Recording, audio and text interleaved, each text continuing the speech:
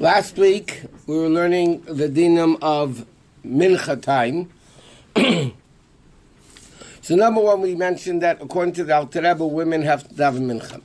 Not talking if you have little kids and you can't, whatever, but normally women have an obligation to daven mincha. The best time to daven mincha is later in the afternoon, but technically you could daven mincha an hour and a quarter of halachic hours after midday. So, for instance, here in LA these days, I'll tell you in a second, the earliest you could have a mincha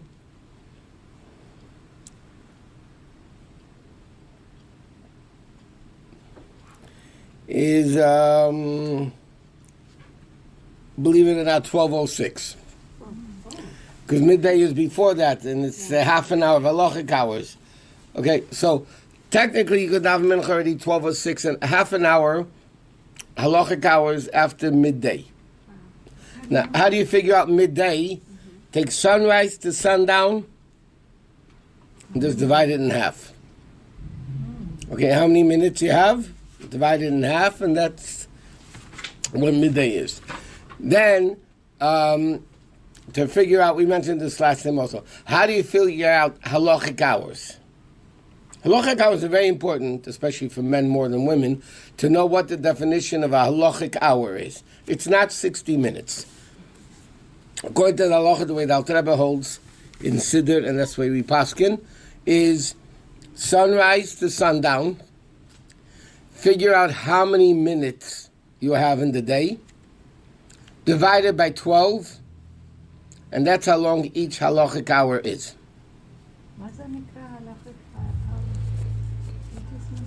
Shazmanius is called. How long an hour, halachic hour is. Why is it relevant to know what a halachic hour is? How long, until when can you say the Shema? How long you're allowed to daven? How long when mincha ketana is, when plaga mincha is?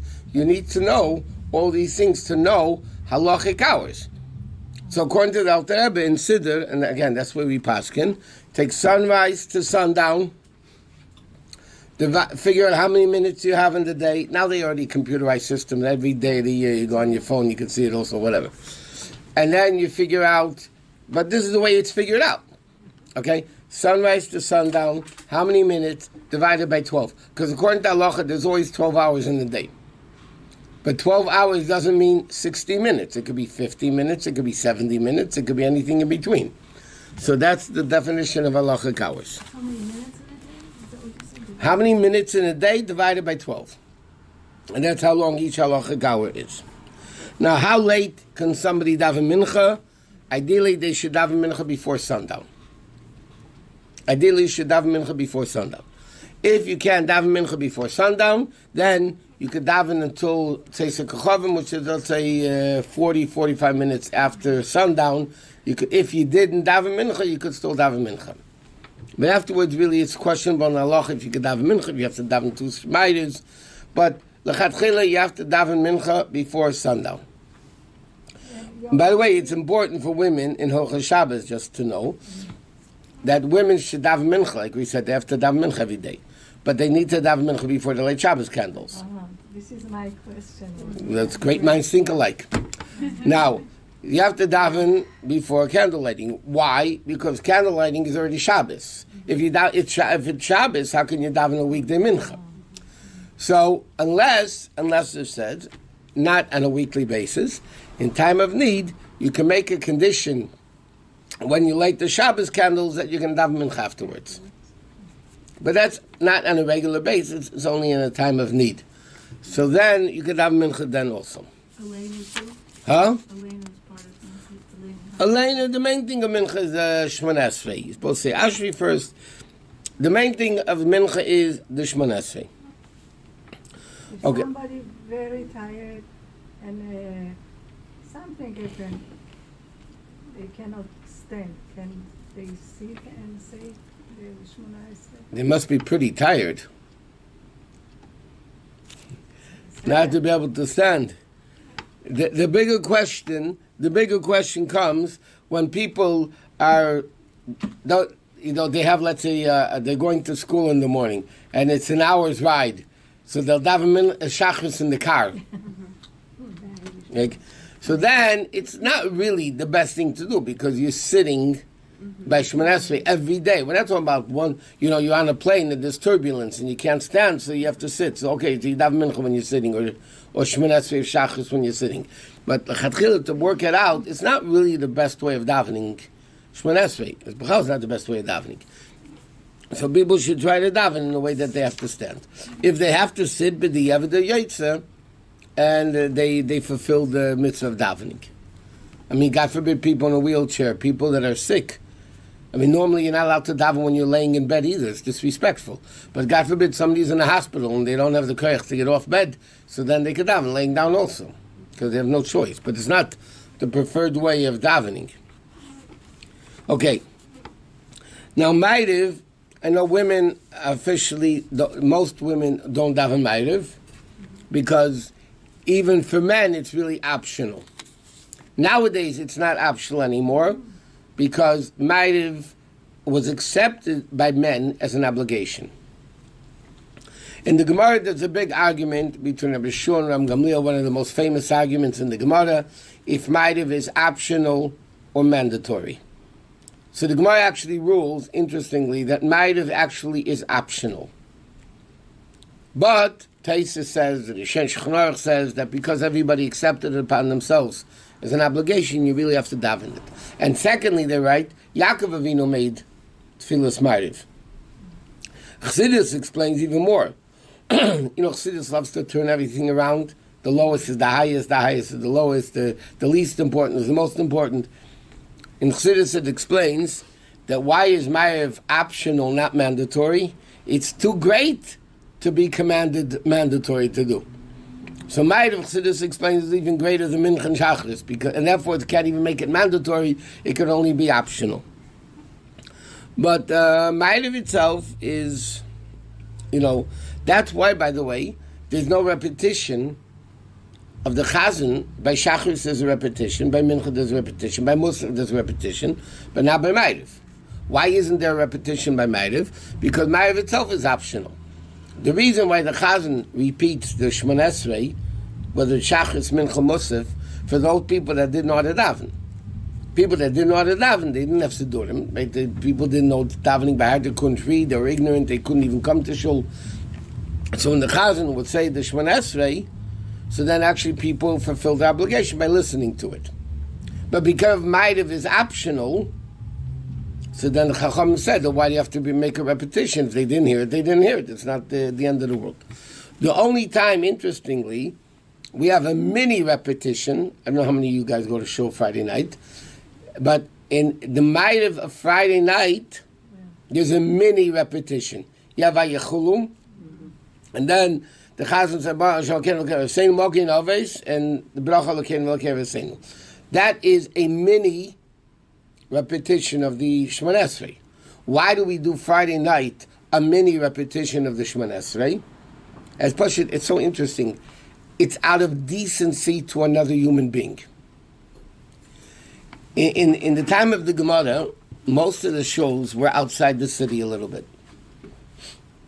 So during the week, when people went to shul, they would be able to carry torches with them. Whatever light they kerosene light, whatever they had, they were able to do it. Shabbos, when they went to shul Friday night, you can't carry a torch home. It's Shabbos, right? You can't do it. So Chazal say what happened like this. Somebody will come late to shul. He'll end up staying alone himself in shul.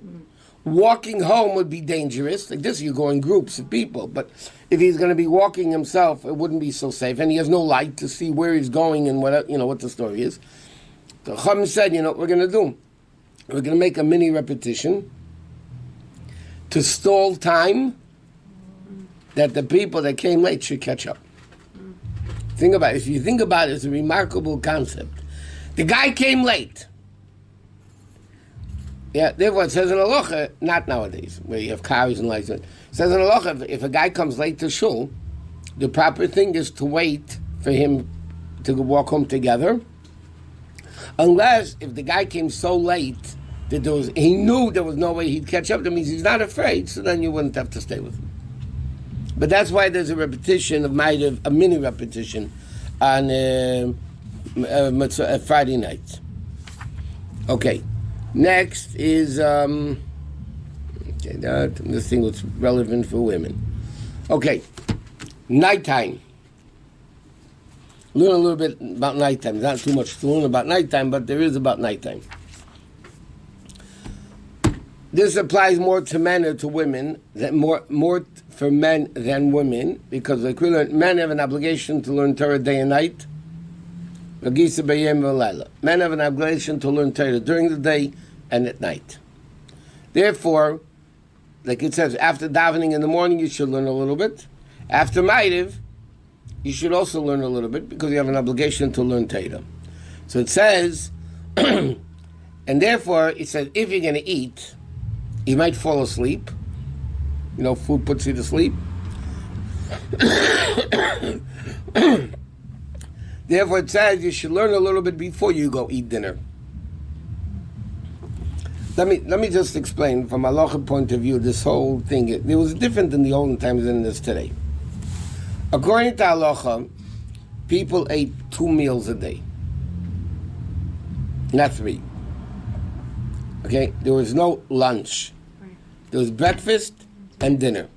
You didn't have as much food. Shabbos, they didn't have as much food. They were maybe on a diet, I don't know. Shabbos, that's why Shabbos, you have the concept of Shalosh Shudas, Suda Shlishis, you have the 3rd meal. That's unique for Shabbos. But even the people that came and were taking money from tzedakah, from the communal tzedakah fund of the city only gave them 2 meals a day. Because that's what people ate. Okay, that's number 1. Number 2, at night, they didn't have lights like we have today. Okay? Basically, at night, people went to sleep. What else are you going to do? So men had an obligation to learn. The tzaddikim would learn the whole night and all that. But generally speaking, people went out to work at sunrise, came home at sundown. Okay? Tizach Hashem Sheyasefu, and the Baruch Nafshi says, the sun comes up and shines, they gather to work, and they work until night. Okay, at night, what did they do? The people. So from Eid, what they basically did was, they learned when they came home, a little bit, and then they ate, and then they went to sleep. That was the tip, because there was no nightlife, and it was very boring. There was no nightlife in those days. Huh? No clubs. No clubs, no television, no computers, no restaurants either. Yeah. I mean, that's why the fact was, in halacha, this is what halacha discusses. People went to sleep, and then they woke up early. Now, summer, obviously, they went to sleep later than they did in the winter. But the winter, the day started earlier. No, summer, the day started earlier. They didn't daven Ma'ariv somewhere? They did daven Ma'ariv. When they came home, there was a minyan. And then they would learn a little bit, and then they would go home to sleep. Or eat and go to sleep. Okay, now, a person, it says in halacha, by the way, and medicine says the same thing, you shouldn't eat too much before you go to sleep. It's not healthy to eat a massive meal before going to sleep. So therefore it says a person should eat a lighter meal, and it's healthier, and then you have better dreams, it says. It says in halacha like this, when you eat a lot, your dreams are tough dreams, nightmares. When you eat a little bit before bed, you have pleasant dreams. Another thing is, if you eat a lot, you're going to sleep a lot, you won't wake up in the right time. So that halacha says, cool it in the eating department, you'll have a better sleep, you'll be healthier, and so on and so forth. Now it's interesting, how many hours does Torah say a person should sleep during the day? At night, I mean. 5. 10, maybe 8 or 10. So in Rambam, 8 and 5. the Rambam writes 8 hours. A person should sleep 8 hours a night. In Kitzer, he brings down 6 hours a night. In other places, they bring down 7 hours a night. But it's interesting how many hours. But in Rambam he says 8 hours a night, pleasant dreams, and Kitzur says 6 hours a night. And they find sources, hints in Psukim for the various different opinions. Now, there's another din that a lot of people don't know, and it really doesn't apply too much today. A person should not sleep alone in a room. Yep, one second. What It's is not 1 minute. for some of us. 1 minute. People hear that. So it says a person should not sleep alone in a room. Unless, according to many opinions, even if there's a little light on. Even outside the room, that still you could be seen in the room. Other poskim write, if there's a mezuzah on the door, it's not a problem. The mezuzah on the door, or you have a little light, it's also good enough. It's not the problem of sleeping alone in the What room. is the reason? What is the deep meaning of the reason? It's more ruchnistic, it's more spiritual thing than the physical thing. I understand. Yeah, it's ruchnistic thing. Therefore, there's a light, there's a mezuzah, it's not a problem. Now, okay, one more very important thing, and this applies to everybody. Going to sleep at night, the Shema before bed, halacha says you should make a reckoning of your day. You should make a reckoning of your day, a cheshbon, a nefesh, because, I'll explain it this way. There's a lifetime Yom Kippur, that's when we die. There's a yearly Yom Kippur. There's a monthly Yom Kippur. Erev Rosh Chodesh is called Yom Kippur Katan. Look on all the calendars. Erev Rosh Chodesh, the day before Rosh Chodesh, is called Yom Kippur Katan, the mini Yom Kippur. Weekly, it's brought down in Halacha and Kabbalah and Chassidus. Thursday night, the last night before Shabbos, is the weekly Yom Kippur. What's the daily Yom Kippur? When you go to sleep at night. The Neshama goes up, right? What happens? The Gemara says sleep is the 60th of death. So when you go to sleep at night, your Neshama goes up for a ride, becomes awakened, rejuvenated, so to speak. It also gives a reckoning for the day. It's brought down in Sfarim, by the way, that tzaddikim, or people that are really into learning, and when they learn during the day and they have questions remaining in learning, a lot of times when they wake up in the morning, the questions are answered. Because the neshama went up, a higher level, got the answer, but that's only if you're really into the learning completely, your whole essence is in the learning, then a lot of times when you go to sleep at night, the questions that you ask are answered.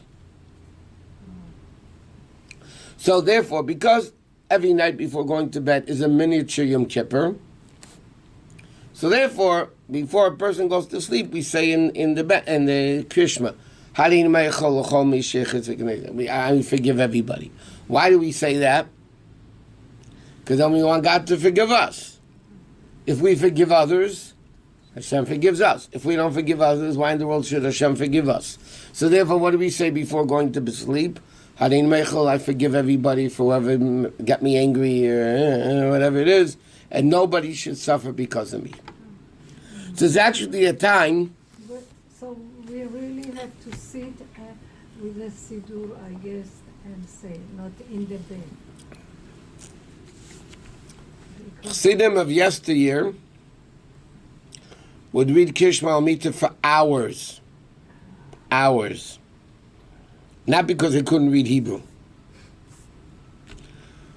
It was a reckoning of the day. There was an expression Chassidim of yesteryear used to say that when they went to sleep, they would say in Yiddish, Morgen wird sein Gor anders. Tomorrow is going to be much different. Now, tomorrow's day is going to be much different than today, obviously better. That's what they meant. It'll be a better day than today. So because a Jew has to constantly grow. So therefore, you should make Therefore, you say Oshamnu. You say, there's things in Krishma Lamita that you say that you want to get rid of all these negativity that we have. In Chabad custom, by the way, at Krishma Lamita, we say all three parshas of Shema. In the non-Chabad community, you only say the Shema, the first paragraph. You say just before you go to bed. You could say it earlier. You could say it earlier also, yeah. But not a mapil. When you say mapil, you cannot talk after that? Yeah, a mapil should be right before sleep, because once you say a mapil, you shouldn't talk. And what happens if somebody can't sleep? Then they should say Shema again, and whatever. Count sheep. Count Shmas. Huh? Count Shmas. Count Shmas, yeah.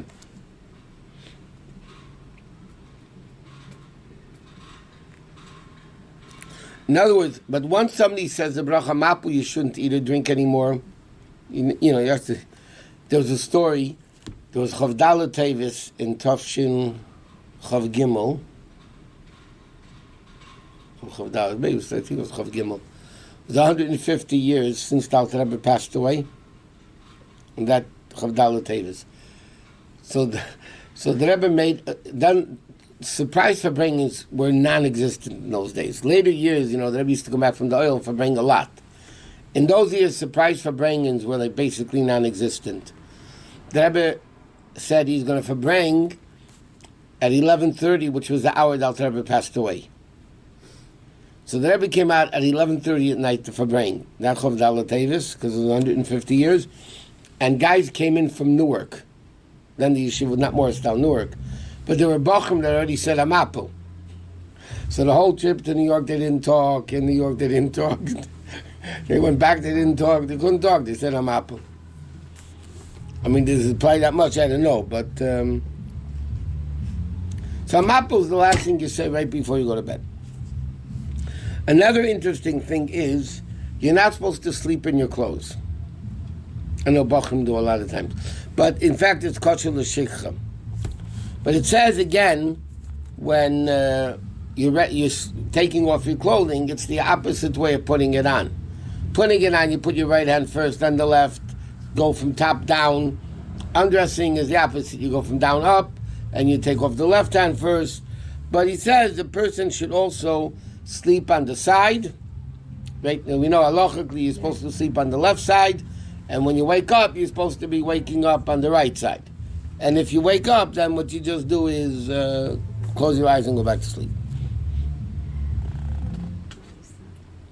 But the Gemara says, Taka, if you put your clothing under your head, it makes you forget you're learning. So they ask a question, but the Kohanim did. The Kohanim would take the belts and different things. So it says it didn't actually do it. There was no klipa there. There was no evil there, so it didn't matter. But normally a person, Taka, should not sleep on their clothes. Okay, that's it in this Sefer of Halacha that we're up to now. So that's it, we'll go to Tanya.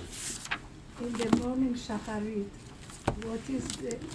I know most of the women business, okay? So what is the minimum we can... Okay, we did that with Tefillah. Next time we'll bring the list of things the women need to know.